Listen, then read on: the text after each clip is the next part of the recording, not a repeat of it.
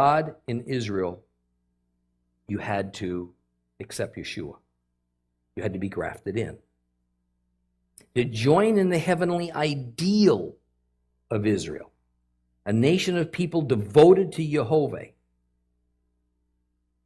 We get the formula for it in Romans 11.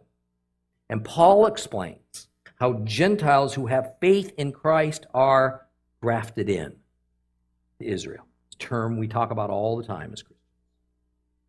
But it's still in a spiritual, not a physical sense. Alongside Israel, not in place of Israel. As the younger brother of Israel, not suddenly Israel's elder.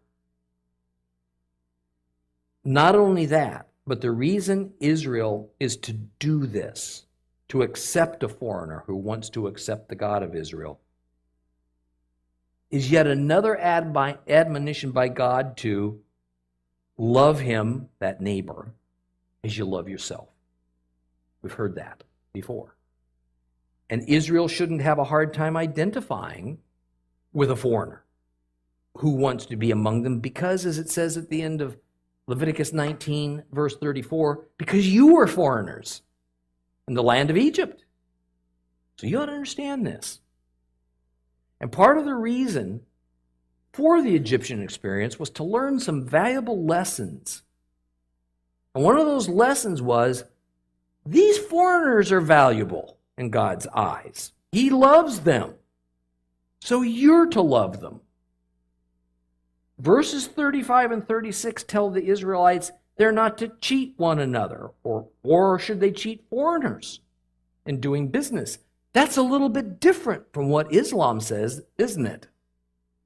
Islam says if you're not a Muslim, take every advantage that you can, deceive, lie, kill, steal from them. It's not really stealing. Matter of fact, that'll earn you a trip to heaven. So the next time somebody tells you Islam's just like Judeo-Christianity, it's all the same, walk away.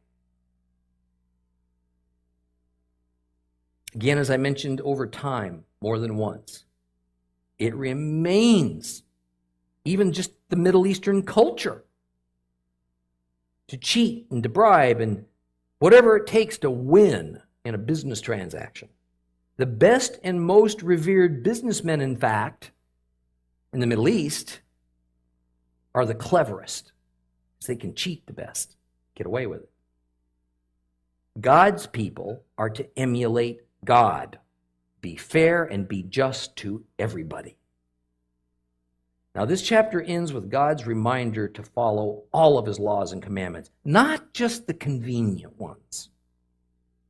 So let's move on to Leviticus chapter 20. Now, this is going to continue with God's lesson in holiness to the general population of Israel. The thing we should notice is that in the previous chapters, particularly chapters 18 and 19, God laid down a whole series of rules and ordinances that basically said, don't do this as the pagans do. Instead, do something else. Now in chapter 20, God backs up and says, but if you do any of these forbidden things I've told you not to do, then this is what's going to happen to you. In other words, the penalty for violation of God's commandments is more the point of chapter 20.